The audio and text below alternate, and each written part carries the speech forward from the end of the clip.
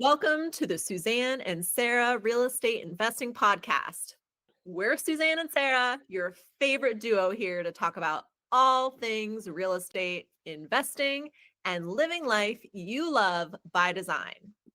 Ready to turn those big dreams into big moves? Let's get started because time is money, honey. Look at us. We're back and in the same place for the first podcast since ever. Mm-hmm. Yep. Don't get used to it. That's what I have to say. Yeah. And you can tell I've got a little sickness. That's what happens when you fly long distances. But we're here and we're excited to give you the update since last week, all about real estate investing with Suzanne and Sarah. Mm-hmm. Yeah, we're almost through the month of January. Last week of January, can hardly believe it. And yeah, I think we've seen quite a little up and down happening this month. First week in January was feeling real busy. We had some slower weeks and I feel the pressure building again. Oh yeah. People are reaching out, people wanting to sell, people wanting to buy, people also really interested in getting into the investment market here. People ask us all the time, did we miss the boat? And the answer is no. Like, there's always a deal to be had. And we're actually going to be featuring a deal on our social and hosting a meetup about it in February, about an on-market deal that had sweet profit margin for our sellers, for our flippers.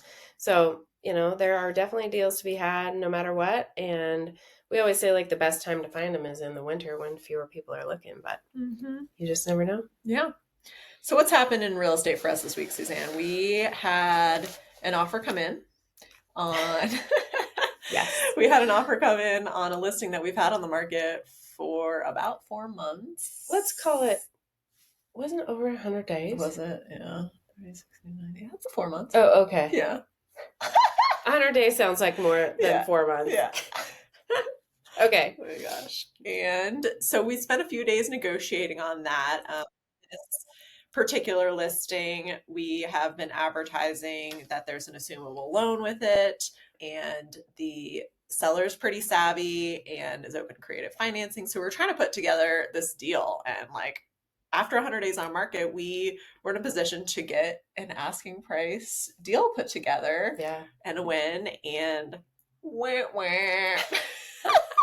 happened, Suzanne? What happened? Here's what we'll tell you. Every real estate transaction is different, and we learn something every time, which is why we have this podcast, because like we couldn't anticipate this stuff. We can't make this stuff up. We just learn as we go, as does every realtor. This is a situation where there's a divorce. However, there isn't a divorce decree in play that is forcing the sale. And the husband in this case is still living in the home and he's got a sweet deal. Like, I don't blame him. He doesn't have to sell. He can chill out and live there for another year, maybe 2 years before he has to sell, according to the decree that they expect to have. But there is nothing in writing saying you got to sell by this date. So we got this offer and then it was like, oh crap. This is like the seller thinking, oh crap, this is real. And I changed my mind. Yeah. You know, which happens. It's a bummer for us on multiple levels, right? We want to help people move on. We invest a lot of time and energy into this. We do a lot of marketing. And more than that, it's just that we care about our clients and they got a sweet free offer. But ultimately, I think he would just rather stay in the house and ride it out and get his ducks in a row. There's a lot of stuff that happens. If you want to learn about how to sell your house during a divorce, go to our YouTube page. We have a great video about it because there's a lot of moving pieces and parts, especially when one person's VA loan eligibility was the one that locked down this sweet rate on this place that has an affordable mortgage, but it's like $1 million house. But it's an affordable mortgage for one person to handle. So what would you say? Did I miss any details? I think you covered most of it. I think the moral of the story here is, and this is not the first time this has actually happened to us this year with a seller, we engage with a seller who feels flexible and knowledgeable, and that's the perception of everyone going in, but then they learn a lot through the listing process and the feedback that they get. And when shit gets real, then things tend to shift. So people are learning through their experiences with us. And it's a little unfortunate in that, again, we've spent our time and resources with these people. But I would say that in both of these instances, we have earned loyalty through this process, again, because we are here to do what's in their best interest. We've been doing everything humanly possible to facilitate solving their problems and getting them the best deal possible. And we continue to do that up to the very last minute. But we say over and over again that, yeah, real estate can be an emotional thing. And I think there's a lot wrapped up into this one in particular, especially divorce situations. And this is not our first divorce situation where things have fallen through because people just aren't quite ready. So I think we've learned to ask more questions around things being actually finalized and people paying each other off in terms of debt and liquidity, and also knowing what's next. Like, do you have a plan for when you get an offer? Because you will get an offer. Mm-hmm. And I remember having that conversation, and it was just like, no, I'll figure it out when it happens, which is a fair answer when you've got lots of stuff and animals and children and like lots of things for anybody. It's a lot to think about and organize. So like, short story here is that we will ask more questions with divorce situations about paperwork and finalization. And we will also ask, where are you going next? Mm-hmm. Which also opens up an opportunity for us to help somebody in their next home, whether it's a rental, a midterm rental, somewhere to like land for a little while when they can store their stuff, or buying something else. Mm-hmm. Yeah. And then moving on. So other clients we've got that are pretty active this week, doing a lot of home tours for one particular couple. And I think what's interesting about that is we've looked at a few houses with them over the past few weeks, and what I thought we were really heating up, a couple of the houses that I anticipated being gone by now are still there. So there's still room to negotiate on things, and sometimes patience pays as long as you're willing to let something go if there is another offer, someone who comes in and acts faster. But I think for this particular couple, patience is really paying off in terms of how we're going to be able to negotiate for them and the deal we're going to be able to get for them for their primary residence here. So I'm excited about that. We've got a lot more tours scheduled for the rest of this week, and I think we're in the position to be writing for them probably over the weekend. And here's one interesting thing. We're working with some buyers that have a lower budget, right? So their top purchase price is $420,000 in Bend. And we got this text from them because we told them one of the other properties they were looking at didn't end up coming back on the market. And they wrote us and they were just like, oh, brutal. Like, honestly, Zillow is really depressing right now. And we, excuse me, we have sympathy for that. And we know that it's hard for folks with these budgets, but who still want to live in this beautiful place and work here and contribute to a thriving economy, which is why we all live here, right? Like, we love the lifestyle and the access to the outdoors and just the overall vibe of Bend. But yeah, it can be tough. But again, this is another case, I think, where patience is going to pay off. Like, we will find them the right place. Mm-hmm. It's just going to take some time. But we feel you out there when you're searching with a tight budget. Like, it can be depressing. Yeah. But we're here for you. And we will find you the deal. Mm-hmm. Yeah. On the flip side, when we find them the deal, I think they're going to have very limited options to choose from, and they're just going to have to make a decision. Versus these other clients that I'm talking about right now too, which I think they have a lot of really great options in their hands right now, which I'm super excited for them about. They're at the 700 to 900, and yeah, there's a lot going on in Bend at that price point, and a lot to choose from right now. So that's exciting. Love having choices. For sure. Mm-hmm. We also connected with a new buyer that found us from our meetup events. So please come to our meetups or join our meetups. We'll make sure that we have the link in our show notes. And she found us there. And essentially, she's wanting to invest with her dad, which I think is a great idea, this whole co-investing idea. And this is also a topic that we'll cover in a meetup this year. Just how to pool your resources together and make a deal work for everybody. Like maybe someone has the money and somebody else has the time but doesn't have the money. So how do you partner together to create a win for both of you? The person with the money maybe doesn't have the time, is working full time, so really exciting to talk to her and see how to help them build generational wealth, some passive income, hopefully, and just some long-term asset generation. So That was a fun meeting. It's really fun when you're meeting people at a point where they're ready to take action and you can tell that they're really listening and grateful for the guidance that you're providing, like the structure we're providing, and actually putting these bigger ideas that people have in their heads into like more actionable steps, right? And that's our main goal. And I'm also really love what she told us that she loved about us. This is the best, you guys. So she said that she had been watching our content. She loves our emails, and what she comes from California, which is obviously a different market than Oregon. And she's been living in Bend for 2 years. And she's like, I love the laid back lifestyle here in Bend. What I love about you girls is your hustle. She's like, I can tell you two are hustlers.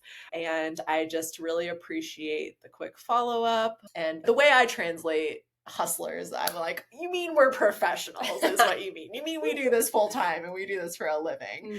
And so I thought that was cute. And it made us reflect. We had another client that we helped close on a 3-unit STR at the end of December this past year. And they were also from California. And we had the same vibe from him. I think he really appreciated our hustle and our communication, but I think this is a public service announcement to all of our California buyers that we just want to advertise, and that business is done a little differently in Oregon. Diligence here on homes isn't quite the same. And I guess maybe you can speak to that a little bit more. Yeah. This buyer that we're talking about that bought the 3 STRs was just like taken aback by how non-detailed the seller disclosure form is in Oregon. And we don't write the forms. These are the standard forms that are provided. And that's all that the seller is required to disclose. Whereas in California, the disclosure laws are completely different, way more detailed, and much more in the favor of the buyer, honestly. But that's just not the case here. How do you remedy that? If you're wanting to know all those details, then it will be incumbent upon you as the buyer to pay for additional inspections and get behind drywall and see whatever you like. I mean, this guy did air quality radon. Yeah. I don't know. There's probably a ton of stuff like rodent inspections. There's tons of extra stuff that you can do if it brings you peace of mind. And that's just where you have to decide where you land on that risk scale. Yeah, I think one of the big differences for him too was it sounds like in California, disclosures are provided before you go under contract as well. And so I think order of operations there was a little confusing for them also. And ultimately, sellers in Oregon don't have to actually even provide the disclosures. If they don't provide disclosures for you, you have the option to terminate. You have that contingency, all the way to the end, but you can't force anybody to give you disclosures here. So that's a big difference in doing business here in Oregon versus California. Yeah. So even our hustler attitude cannot help. Yeah, cannot solve that problem. Yeah. Also, our hustler attitude cannot help if the agent on the other side is not very good at their job. Also, sorry, that's a side note. But again, like we can only do so much in that department, which also contributes to transactions going well. Like we can only really speak for ourselves and what we're able to do. Yeah. Sarah, I feel like you have some updates to share with us on your personal real estate investments and even your primary home. Yeah, so I've got things happening in my real estate world. Closed on a new investment property last week, and it was closed a week late using a commercial loan product for this one's, in this case, a DSCR product. And I think really the story to tell here is it matters who you work with. The lenders you work with, the real estate partners you work with can make or break a deal. For sure. And in this case, they made my deal. While there were hiccups along the way, they're the ones that came to the rescue in the end and solved things. And you can say with 100% confidence that no other lender could have gotten this deal done. I can say that with 100% confidence. Yes. No other lender. Yeah. And it comes down to, ultimately, it comes down to relationships is really what saved this. But what happened, towards the end of this transaction is with DSCR loans, if there are not leases in place, they have to do a rent comp analysis. And ultimately, the rent comp analysis falls back on how the appraiser, it always comes back to the appraiser and how they worded things. And this particular property has 3 levels, and this home is built on a slope, and the appraiser called the lower level below grade, so they didn't end up counting the bedroom and bathroom that are below grade, and that caused the DSCR ratio to be lower than it needed to be in order to do the ADLTV that we had originally thought we were signing up for. And what ended up happening was the loan product we had stayed the same, but we ended up having to change the LTV to 75 LTV, and coming up with an extra $40,000 for a down payment wasn't something that I could just pull out of thin air today, and also have all the reserves needed as well, maybe one day. And so I was able to solve that with some gift funds and an additional loan coming from sources that were unexpected and that came to save the day. Yeah. Yeah. So good. Yeah, that was helpful.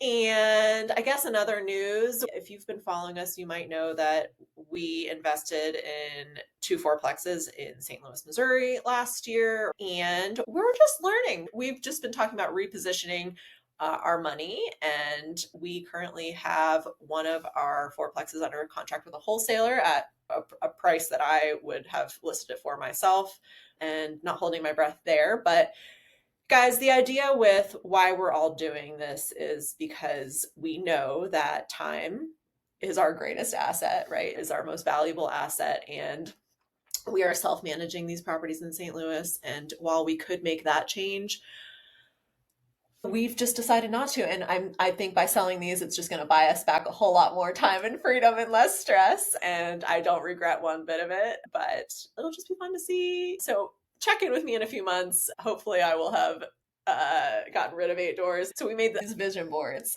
Oh, yes. Oh my gosh. Okay, so we made these vision boards, which we do every year now. And I had accidentally put -8 doors as opposed to +8 Like a doors. dash. Like a dash, yeah. Because I was like, multifamily, -8 doors. And I'm pretty sure that was the universe telling me, Sarah, get rid of your 8 doors. And so I'm like, all right, fine. All right, here we go. So on my way, it's been fun. It's been real. It's not been real fun, but I've learned a lot. So you guys can learn from it as well by tapping into our experiences. Yes, you will hear the update because that's what we do. Yeah. We share the good, the bad, and the lessons. Mm-hmm. So updates on my real estate portfolio. I got cashed out of my very first private money loan a couple of weeks ago, which was really nice. And it was very large spread. So I'll be talking about that in June about some of my deals. So that one's done and back. And then got a couple more out. I just funded another one yesterday. And the big one that we have out was a 3-month minimum. So we gave them 12 months, but we said, I'll get paid a minimum of 3 months interest. And they called me a couple days ago and said, hey, the house is under contract and we should have it sold by the end of February. And I was like, sweet. All right. What does a big one constitute to you? 6 figures. Okay. Yeah. Oh, wow. Okay. That's sweet. Yeah. That's multiple sweet. 6 figures. So yeah, that one's good. And then I just had a call with a couple people today who want to get in on just maybe having more of a JV fund where we have funds that are allocated to them and they throw in some wholesale deals here and there and some long-term holds in there. So we have both the quick money to be keeping deals going as well as some passive income and cash flow from the rentals. That one's exciting. Definitely a lot more complex, and I'm leaning on my mastermind group and coach for some guidance on that. But we have a template to follow, and so I'll be able to share more about how that is coming together. But yeah, it's pretty exciting because what it helps me with is like my money can be pretty much deployed and working the whole time. And for them, they get paid a set amount for every wholesale deal that they dump into the deal. So it pays for their marketing costs, which that's the biggest risk when you're a wholesaler. That's your biggest outlay is marketing, getting leads, bringing people in. So it helps offset their risk, offsets my opportunity cost. The money is actually working. So Yeah. It's so I'm fascinating. learning a lot. Yeah. Yeah. More to come. Uh-huh. So we'll learn a lot from you in June. yeah. You'll Yeah. have a few more under your belt by then, I'm sure. Mm-hmm. For sure. Cool. Yeah. And how are you feeling personally, Suzanne? It's been a big transition for you coming back from Europe and here in Oregon. And what lesson have you learned personally this week? Maybe I should wear a mask on the plane or not get a deep tissue massage 3 days before I fly. But my lesson is I need to give myself a little more time to acclimate, because as this eternal optimist, I'm like, okay, I land on Saturday, I'll be home ready to go on Monday. And yeah, I booked my gym appointments, and we had like events scheduled, early meetings and stuff. And then it was just like, oh yeah, no, I spent 36 hours in bed, like sick and jet lagged and in the NyQuil haze. Yeah, so that, and then just also giving myself time to adjust to being in a different place, a different pace, a different overall environment. We live rurally currently, and there are things about it that I love. The peace, the quiet, being able to have no drapes and walk around however I want. I just love that, and just like seeing less pavement and more Nature. Soil. Yeah, and nature.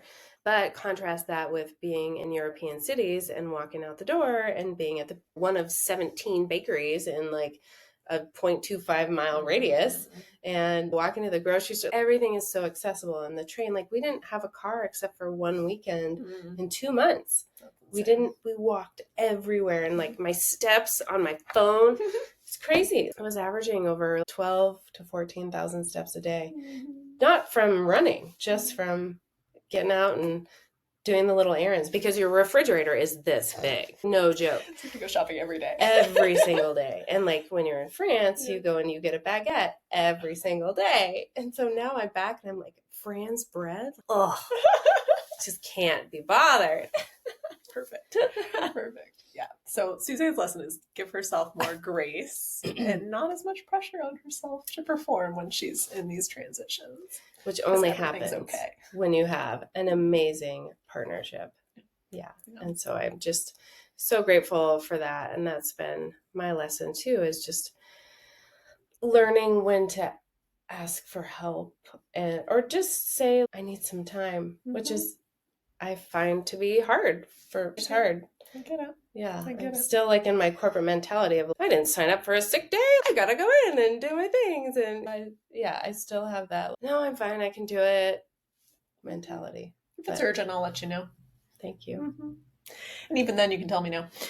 I'll say for myself this week, I finally have said to myself, I'm not sure if I need more. Ooh. Which is so weird, right?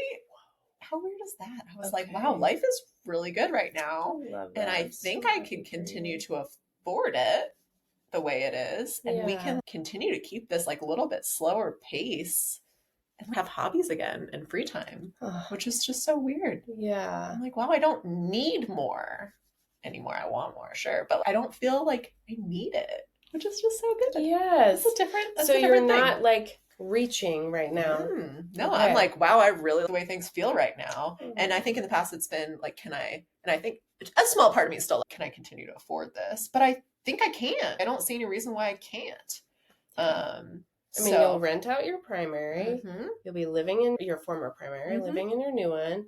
You'll have St. Louis sold, so you'll have that money back in the bank that you can then deploy however you want. Maybe short term you invest and help some private money loans, or dip your toe in that until you find the right deal. Yep. So I'm just excited about not, like you said, keep reaching, which feels really good. And it's funny, it's not a lack of motivation or any means, or like feeling stagnant or feeling stuck. It's just, I like this right now. I want to turn the dial down so it can slow down. Yes. It's just kind of fun. I love that. So good. That's such a great place to be. Just be like, satisfied. It's weird.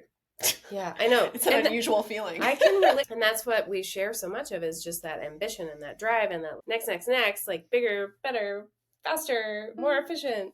So I'm really excited to hear that and like to learn from you, because I think I tend to just be in the more category. Yeah. So it's good to slow down. Yeah, feels good.